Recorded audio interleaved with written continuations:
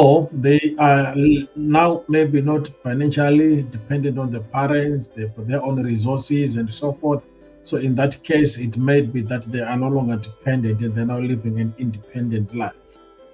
Where it can be shown or proved that they are now living an independent life, then they can no longer qualify to be um, child applicants or child dependents.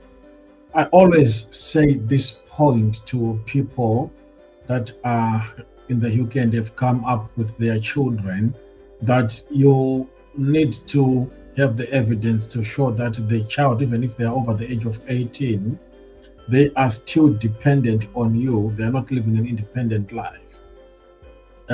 Sometimes, where, for example, the child is now going to college, or maybe they are now living with their partner or boyfriend or girlfriend, or whatever it is, or they are now working, no longer financially dependent on the family, maybe actually supporting the family with money, then they may not necessarily qualify as a dependent or a child.